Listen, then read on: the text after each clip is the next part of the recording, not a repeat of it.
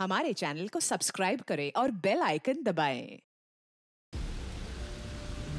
जो देश के लिए हमेशा साथ में लड़े, आज दुश्मन बन क्यों आमने सामने खड़े। रुक जाओ! सलाम बोली अभिजीत।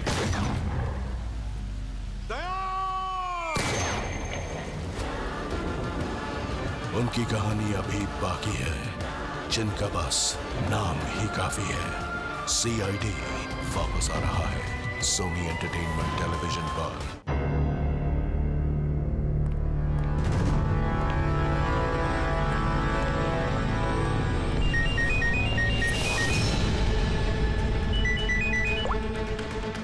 Yes sir. जी सर, ऑफिस में ही। हाँ, उसी को इंटरोगेट करने जा रहा हूँ। पता है सर, वो क्रिमिनल नहीं है, लेकिन क्रिमिनल कोई माँ के पेट से पैदा तो होता नहीं।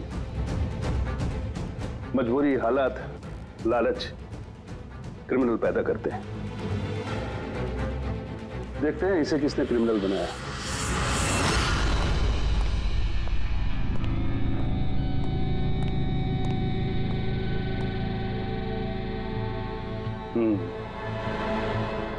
अब ये केस CID नहीं, क्राइम ब्रांच को सौंप दिया गया है।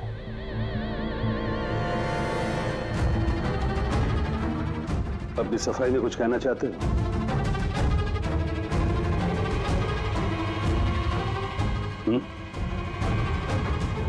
मैं deputy commissioner of police Rajiv, बहुत सुना है तुम्हारे बारे में, लेकिन कभी सोचा नहीं था इस हालत में मुलाकात होगी। मैंने भी बहुत सुना आपके बारे में सर। सुना है काफी सख्त ऑफिसर हैं आप। फिर तो तुम समझ गए होगे, थोड़ी सी भी ढील मैं तुम्हें दूंगा नहीं। कानून सबके लिए बराबर होता है सर। अगर मैंने गुनाह किया है तो सजा का उतना ही हकदार हूं जितना कि कोई आम मुजरिम। विक्रांत को क्यों मारा तुमने? उसे मारने की कोई वजह नहीं थी मेरे पास। अच्छा, तो फिर गोली क्यों चले? पता नहीं, बस चल गई। चल गई? चल गई मतलब ट्रिगर पे उंगली रख के ट्रिगर दबाया था ना तुमने? मैं सिर्फ उसको डरा रहा था। डरा रहे थे, लेकिन तुम वहां करने क्या गए थे? पुलिस उसे कोर्ट ले जा रही थी ना?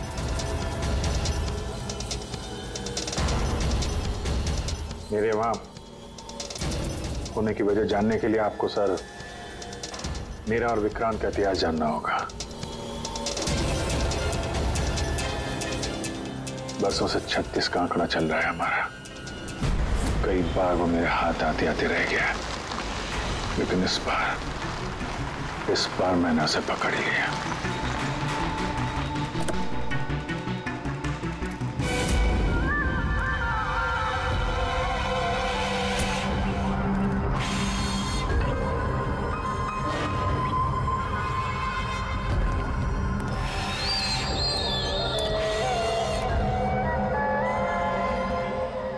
लाया?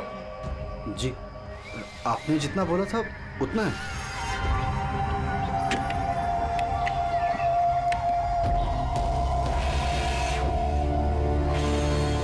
गुड। अगला कंसाइनमेंट अगले महीने की 5 तारीख को। जी। पैसे? गाड़ी में।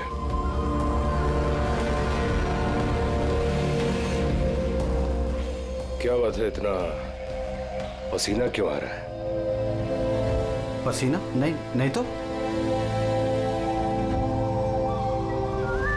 जिस स्कूल में तुझे एडमिशन नहीं मिला था ना, उस स्कूल का हेडमास्टर था मैं। क्या छुपा रहा है? नहीं, कुछ भी नहीं।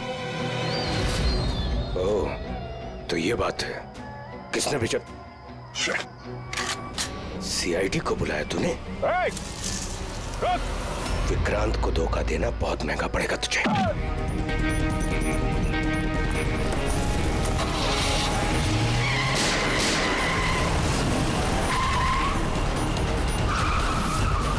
और इस तरह इस बार तुम उस तक पहुंच ही गए। हाँ, लेकिन हमेशा की तरह इस बार भी विक्रांत के नसीब में जेल की सलाखें नहीं लिखी थी। नामी गिरामी अपराधी विक्रांत ने सरकारी गवाह बनने का फैसला कर लिया है। वो मकरंद के खिलाफ अदालत में सारे सबूत देगा और इसके बदले अदालत उसकी सजा काफी हद तक माफ कर देगी। इन अपराधियों को पकड़ने के लिए हम लोग दिन रात एक कर देते हैं, अपने खून पसीना बहाते हैं। क्या इसलिए कि अदालत उनको दोबारा जुर्म करने के लिए छोड़ दे? अब अदालत को दोष मत दो अभिजीत। वैसे भी मकरंद के खिलाफ उनके पास ज्यादा सबूत थे नहीं, और हमारा काम मुजरिमों को पकड़ना है, ना कि उनकी सजा तय करना। यार, तो तुमको क्या लगता है, इसको छोड़ना सही है? अब सही तो नहीं है, पर हम लोग क्या कर सकते हैं?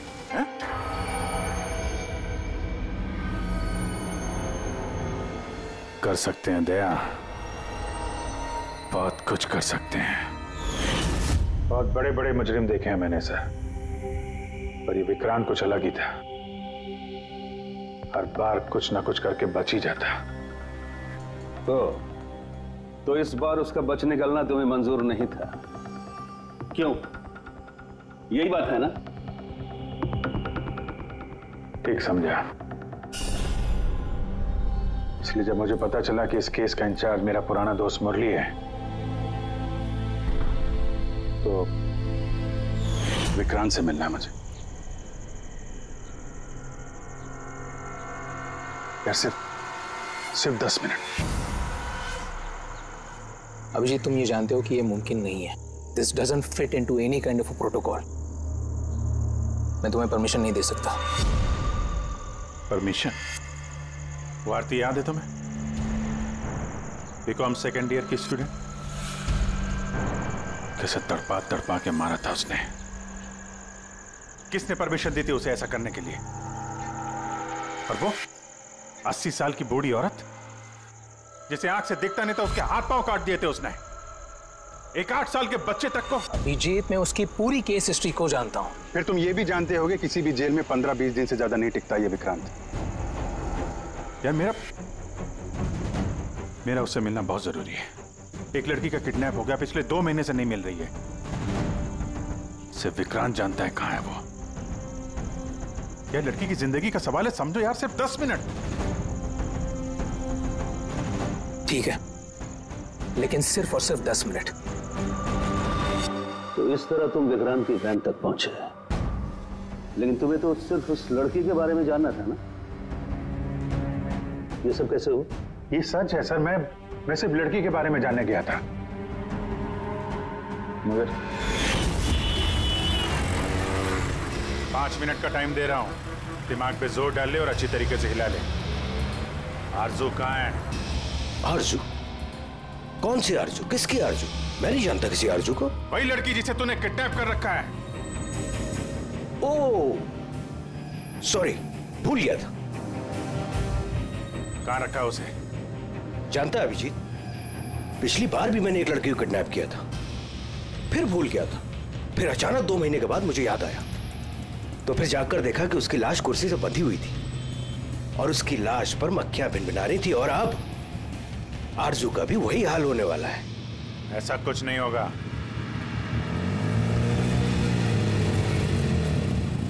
कहां है आरजू? हाँ, याद आया, मेरी जेब में, निकाल ले।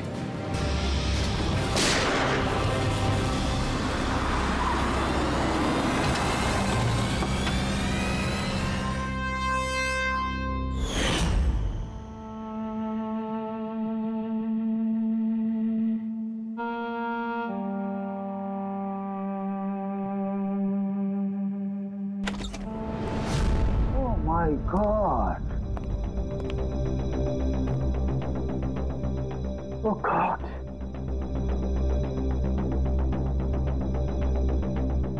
मुझे तुम जैसे जिम्मेदार ऑफिसर से ये उम्मीद नहीं थी मुरली। तुम्हारी निगरानी में ये हो कैसे गया?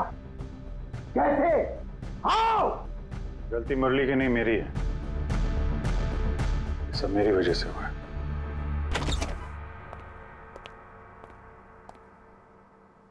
वाह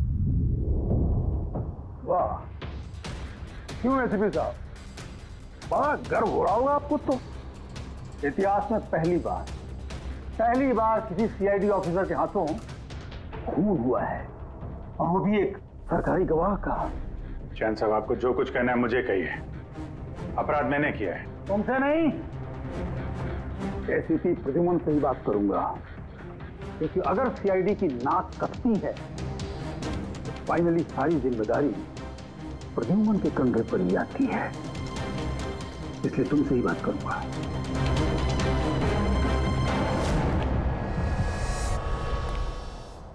कैसे हुआ ये सब? पता नहीं सर कैसे हो गया। मैं तो सिर्फ उसे गन दिखा के डरा रहा था सर। गोली चलाने का कोई इरादा नहीं था सर मेरा। अच्छा। तो तुम सिर्फ गन दिखा रहे थे, हाँ? और गन अपने आप चल गई। तुम सीआईडी ऑफिसर हो या कोई नौसिखिए? I mean amateur shooter. मैं पहला सवाल, तुम वहां गए क्यों थे? जब कानून अपना काम कर रहा था तो तुमसे किसने कहा था बीच में टांग अड़ाने के लिए? जैन जी प्लीज, आप जरा शांति से बात कीजिए। अभिजीत एक सीआईडी ऑफिसर है, कोई राह चलता आदमी नहीं। देखो, अभिजीत मेरे लिए सिर्फ और सिर्फ एक मुजरिम है, मकरंद की तरह। हाँ, वैसे कितने रुपए लिए तुमने मकरंद से विक्रांत को मारने के लिए?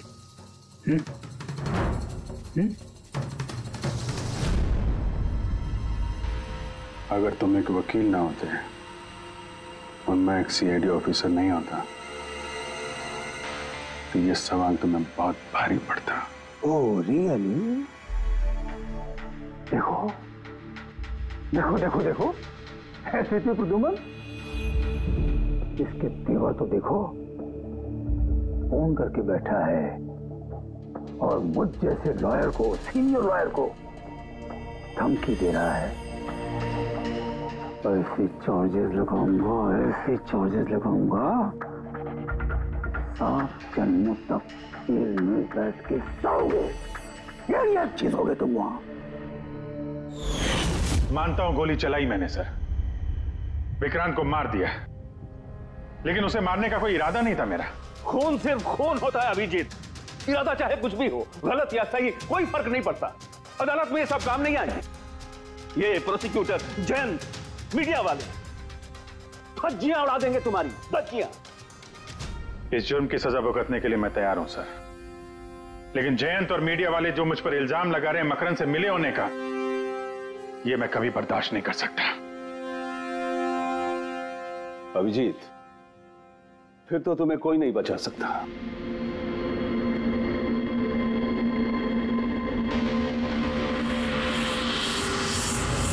सारे सबूत और गवाह अभिजीत के खिलाफ है। यानी कोई उम्मीद नहीं है सर? कैसे उम्मीद है? अभिजीत ने खुद कन्फेस किया है कि गोली उसी ने चलाई।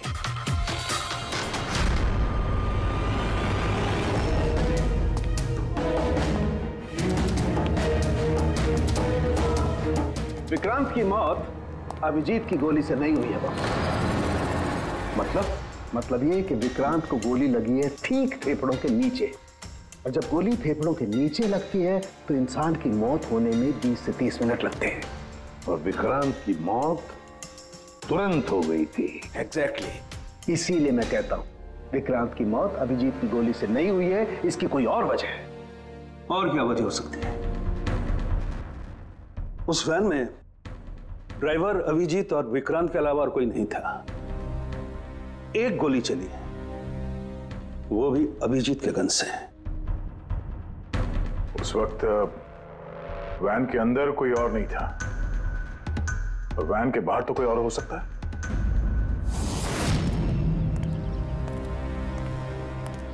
अभिजीत, उस वक्त गाड़ी के बाहर कोई था जिस वक्त गोली चली? नहीं, एक्चुअली पता नहीं, क्योंकि मेरा पूरा ध्यान तो विक्रांत पे था। अभिजीत, ठीक से याद करके बताओ, गोली चलने से पहले क्या हुआ था? कुछ अजीब हुआ था? कुछ भी? गोली चलने से पहले मैं विक्रांत से बात कर रहा था और हाँ, अचानक वैन को झटका लगा, गाड़ी हिल गई और विक्रांत भी थोड़ा गिर गया और मेरा भी संतुलन बिगड़ गया और गोली चल गई। एक मिनट, झटका लगा? किस तरह का झटका? जैसे सड़क पे अचानक से कोई गड्ढा आ गया, पूरी वैन हिल गई। लेकिन यहाँ तो सड़क बिल्कुल ठीक है, दूर दूर तक कहीं कोई स्पीड ब्रेकर भी नहीं है, स्मूथ। यहाँ गड्ढा कैसे आ सकता है? हाँ साहब, झटका लगा था, मेरी पूरी वैन यूं दाईं तरफ मुड़ गई।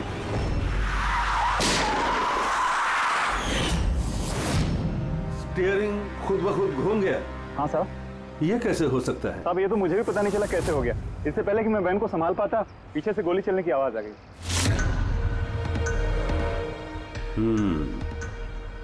स्टीयरिंग व्हील का खुद ब खुद मुड़ जाना, गोली अपने आप चल जाना, सड़क पे कोई गड्ढा भी नहीं है। आखिर यहां हुआ तो क्या हुआ?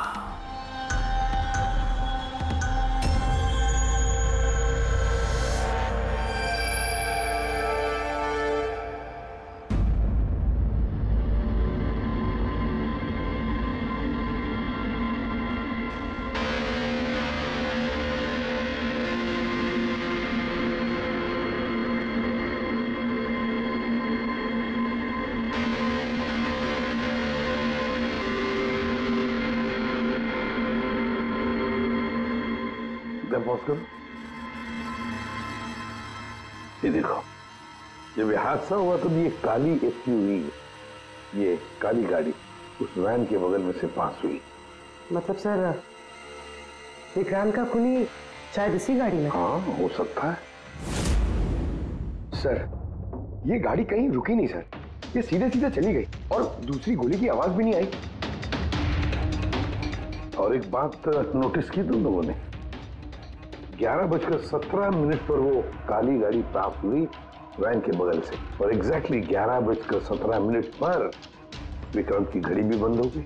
हाँ सर, अभिजीत की घड़ी भी 11:17 को ही बंद हुई थी। हाँ? ये दोनों घड़ियों का एक साथ बंद होना और इस कार का ठीक 11:17 पे वहां से गुजरना, ये संजोग नहीं हो सकता। बिल्कुल सर, बिल्कुल सही कहा आपने, ये कोई संयोग हो ही नहीं सकता। जरूर कोई ना कोई राज छुपा है उस काले रंग के एसयूवी में जो अभिजीत की बेगुनाही साबित करेगा। तो यहाँ इस फुटेज में इस गाड़ी का नंबर तो दिख नहीं रहा है। इस जगह से 5 किलोमीटर दूर सर टोल नाका है, वहां के सीसीटीवी फुटेज से शायद इस कार की डिटेल मिल जाए। हाँ।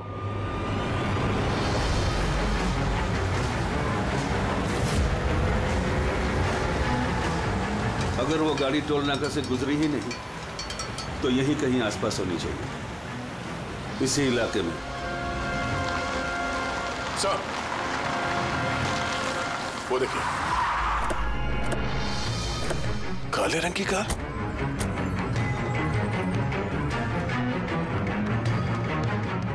Oh no. फ्रेडी, जरा आगे चेक करो।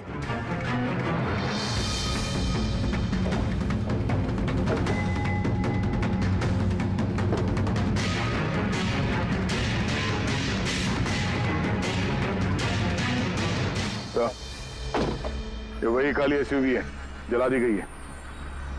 मतलब गाड़ी में ऐसा जरूर कुछ था जो खूनी मिटाना चाहता था। सर, ना तो नंबर प्लेट दिख रही है और ना ही चेसी नंबर, सारे सबूत मिटा दिए मुजरिम ने।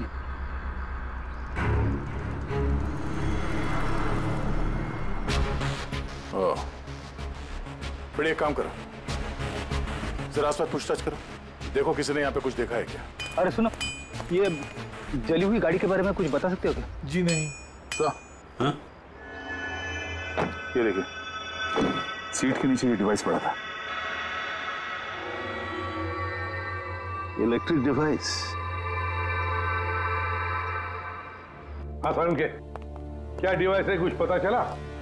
हाँ बॉस, पता तो चल गया है, लेकिन इसे अच्छी तरह से समझाने के लिए मुझे एक डेमो देना पड़ेगा आप लोगों को। मान लीजिए कि ये विक्रांत है और हम इसे मारना चाहते हैं, लेकिन हम इसके करीब नहीं जा सकते हैं। तो फिर इसे कैसे मारा जाए? कैसे? डॉक्टर सालुंखे, हमें पता होता तो आपके पास क्यों आते? प्लीज आगे बताइए। हाँ, बताता हूं।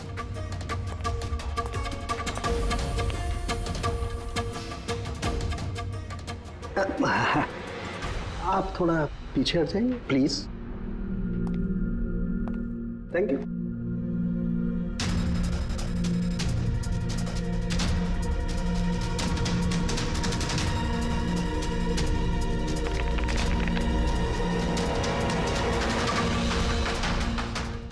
देखा आपने बॉस, बिना नजदीक जाए इसे ऐसे मारा जा सकता है। ये आपने किया कैसे सर? क्योंकि जैसे ही हमें इस डिवाइस के बारे में पता चला, हमने विक्रांत के पुराने मेडिकल रिपोर्ट्स मंगवाए जेल में से। ये स्कैन 2 महीने पुराना है और ये वाला स्कैन ये हमने कल रात को लिया उसके मरने के बाद।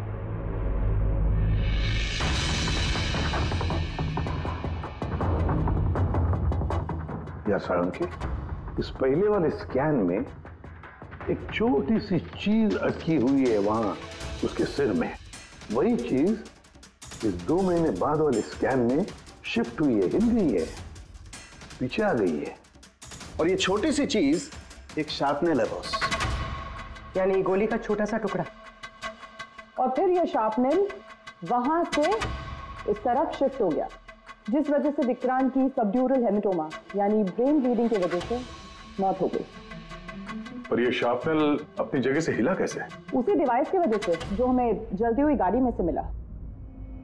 तो गोलियों के टुकड़े को हिलाने का डिवाइस ही है? सिर्फ गोलियां नहीं दया, इसने और भी बहुत सारी चीजें हिलाई, जैसे कि विक्रांत के हाथों की हथकड़ी, पुलिस वैन का स्टीयरिंग व्हील, दोनों की हाथ की घड़ी के कांटे, यहां तक कि अभिजीत की गन भी। मतलब लोहे की चीजें, तो जितनी भी लोहे की चीजें हैं वो हिल गई उस डिवाइस की वजह से। Exactly boss. और लोहे का सबसे बड़ा आशिक है मैग्नेट, चुंबक। बॉस, ये है वो चुंबक जिसके जरिए मैंने इसे उड़ाया। यानी उस काली वैन में भी एक ताकतवर लौ चुंबक था, जिसकी वजह से पूरी की पूरी वैन दाईं तरफ चली गई और अभिजीत की मेटल की गन वो भी अपने आप चल गई। हाँ, और विक्रांत के सिर में जो अटका हुआ शार्पनेल का टुकड़ा है वो भी शिफ्ट हुआ। सर, इतनी प्लानिंग के साथ तो वही मार सकता है जिसे शार्पनेल के बारे में पहले से पता था, उसका कोई करीबी। मकरंद। मकरंद मतलब अभिजीत सर बेगुनाह? No, not at all. इतनी जल्दी किसी नतीजे पे पहुंचना ठीक नहीं होगा।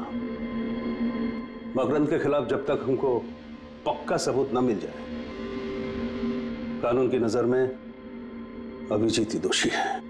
मकरंद के खिलाफ सबूत तो वही देगा ना जो विक्रांत के सेफ हाउस के बारे में जानता था, वरना मकरंद को कैसे पता कि विक्रांत किस रास्ते से कोर्ट पहुंचेगा। और विक्रांत की खुफिया जानकारी सिर्फ मुरली और उसके बाकी साथियों के पास थी। आप लोग ऐसा सोच भी कैसे सकते हो सर कि हम में से कोई गद्दारी कर सकता है? जितने ईमानदार आप लोग हैं ना, उतने ईमानदार हम लोग भी हैं।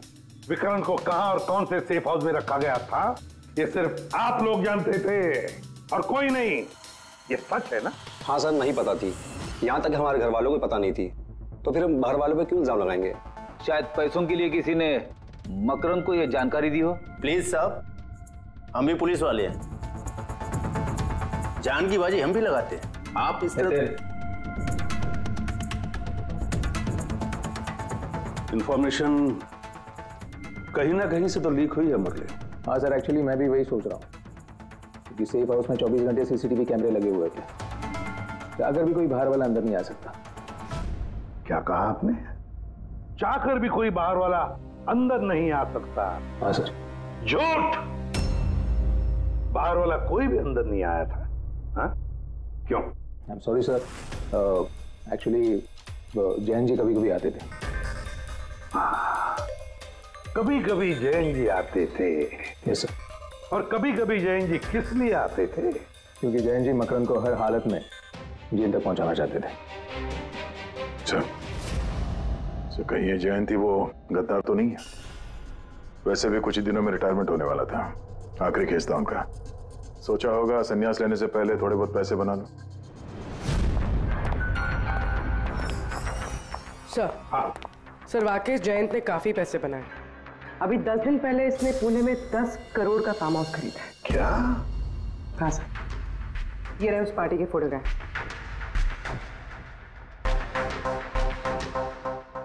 एक मिनट, माय गॉड, दया पहचाना इसे? हाँ सर, ये तो जोगी है, मकरंद का खास चेला। जोगी, मकरंद का खास चेला, और वो भी जयंत की पार्टी में।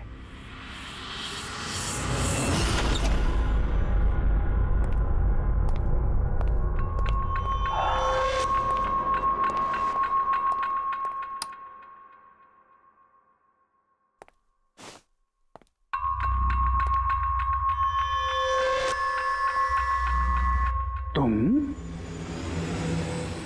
यहां कैसे? और मेरे घर में घुसे कैसे? हाँ? मुजरिमों को उनके बिल से निकालने के लिए बिल के अंदर तो घुसना ही पड़ता है जैन साहब। मुजरिम? मुजरिम मैं हूं या तुम? मैं?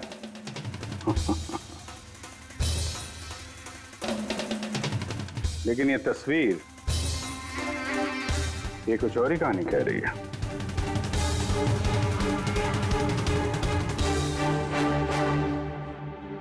नो, आई डोंट नो, मैं नहीं जानता इसको। नहीं जानते? कमाल है, बहुत भोलेपन का नाटक कर रहे हो जैन साहब। मकरंद के पैसों से ये फार्म हाउस खरीद लिया और अब उसके चेले जोगी को पहचानने से भी इनकार कर रहे हो। What nonsense! कौन जोगी? कैसा जोगी? मैं किसी जोगी वोगी को नहीं जानता। अगर नहीं जानते तो ये जोगी तुम्हारी पार्टी में क्या कर रहा था? देखो, मेरी पार्टी में 400 से ज्यादा लोग आए थे। अब मैं हर एक को तो नहीं पहचानता ना। और रहा सवाल मेरे फार्म हाउस का, तो मेरी जिंदगी भर की खून पसीने की कमाई है, समझे? मकरंद की बात कर रहे हो ना तुम? वो देखो, उस केस में उसके खिलाफ सारे सबूत मौजूद हैं। विक्रांत ने मरने से पहले मुझे सारे सबूत सौंप दिए थे। मकरंद को तो मैं फांसी पर लटकाऊंगा और साथ में तुम्हें भी। लाइट हो क्या हुआ? स्विच तो ऑन है, हुआ क्या लाइट को?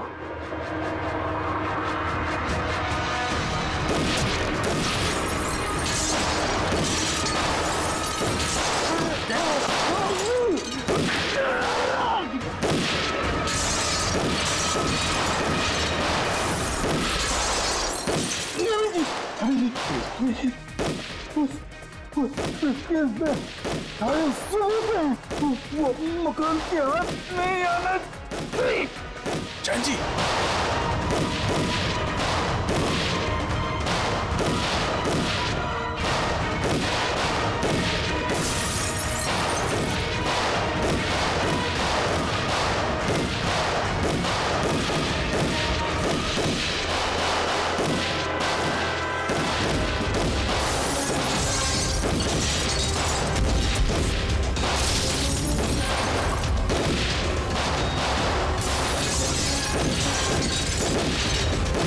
कमाल कर दी तुमने अभिजीत, वाकई कमाल कर दी। अरे पूरी मीडिया तुम्हारे जान के पीछे पड़ी है, अब तो उनको लॉटरी लग गई।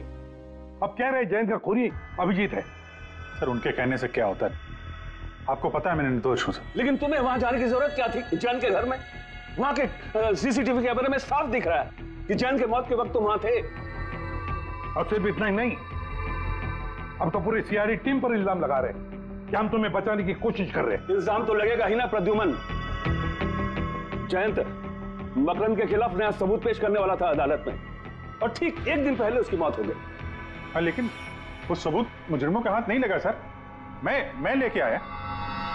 जयंत से मरने से पहले मुझे ये सारे सबूत सौंप दिए। ये सबूत, ये फोटोग्राफ्स, ये पेपर्स, ये सबूत काफी नहीं है मकरंद को अदालत में सजा दिलवाने के लिए। काफी नहीं है ये सबूत। तो वो पेन ड्राइव से कुछ पता चल सकता है ना? अभिजीत, ये पेन ड्राइव पासवर्ड मांग रही है। जयंत ने मरने से पहले पासवर्ड वगैरह बताया था? नहीं सर, इसके पहले वो कुछ बोल पाते उन्होंने दम तोड़ दिया था। अरे यार,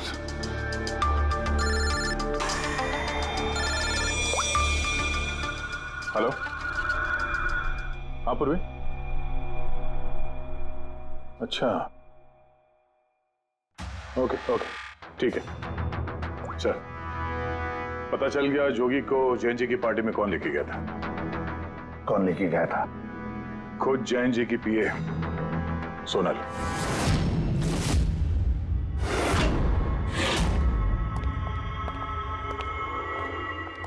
सर ये सब?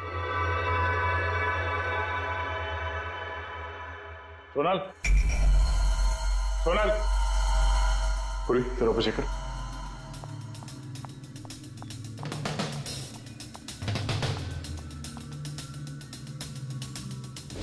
Sonal,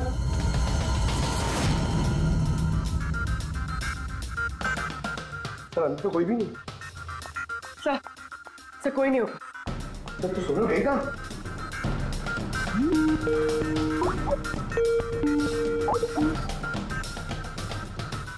video call?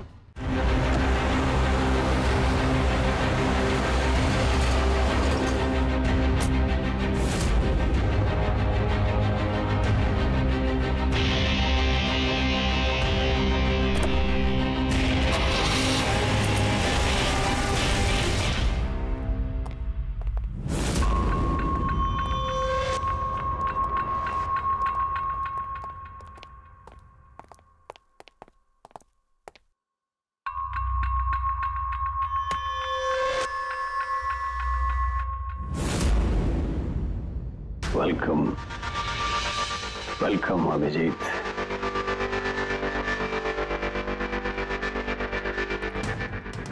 मकरंद के आशियाने में तुम्हारा स्वागत है।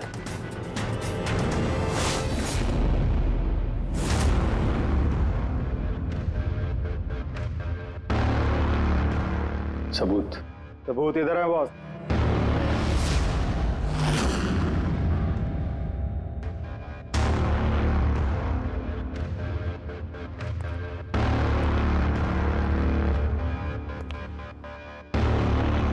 मकरंद, सबूत तुम्हें मिल चुका है।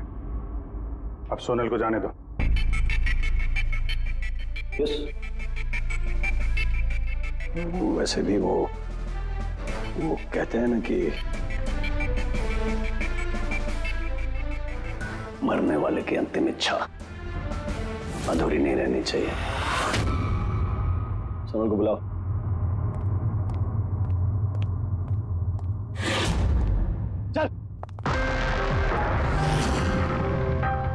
सर आप? सोनल तुम ठीक हो? हाँ सर मैं ठीक हूँ। तुम जाओ यहाँ से। लेकिन सर आप? मेरी चिंता मत करो, तुम निकलो, जाओ।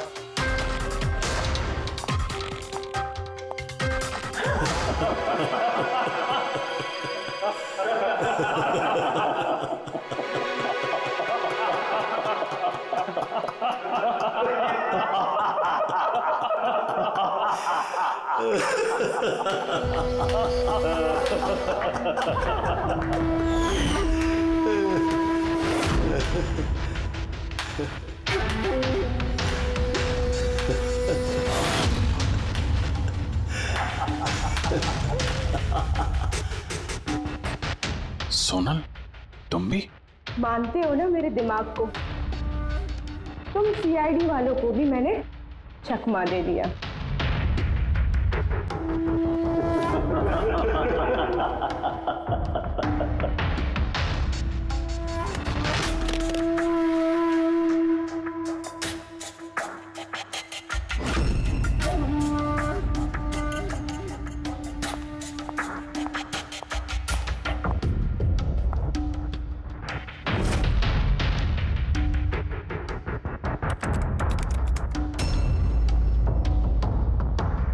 मुझे पता था जयंत यही पासवर्ड रखेगा। Makram will die. Now, stop conversation. Start the operation.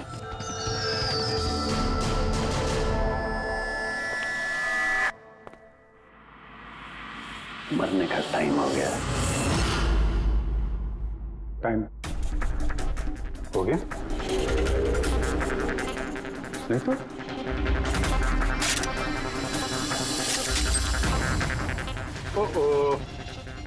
Magnet, तुम लोगों को क्या लगा चुंबक को हथियार बनाना सिर्फ तुम लोगों को आता है?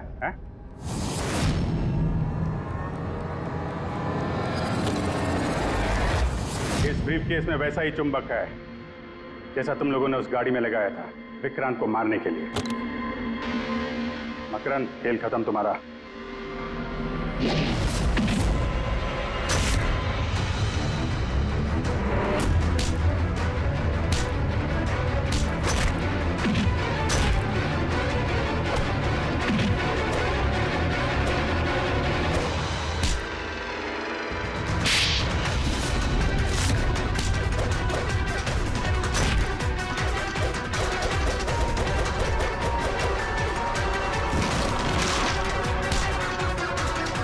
पैसों के लिए अपने बॉस को धोखा दिया? हाँ?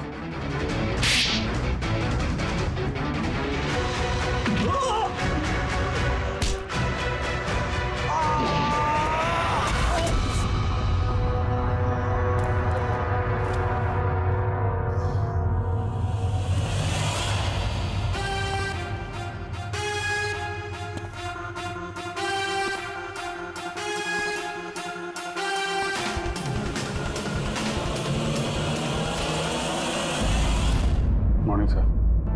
कॉन्ग्रेचुलेशन अभिजीत, फाइनली तुम पर लगे सारे इल्जाम आज धुल ही गए और एक बार फिर उसी गर्व के साथ तुम सीआईडी की ड्यूटी ज्वाइन कर सकते हो। Thank you sir. हमने अर्जु को बचा लिया सर। मकरन के साथियों को पता था कि विक्रांत ने उन्हें कहाँ कैद करके रखा था, पर सर जयंत जी का सपना पूरा नहीं हो पाया मकरन को जेल भेजने का। चलो जो भी है, all well that ends well.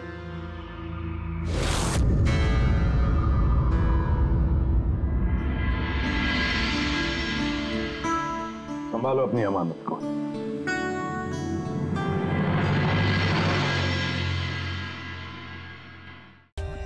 For more updates, subscribe to our channel, click the show links and enjoy watching the videos.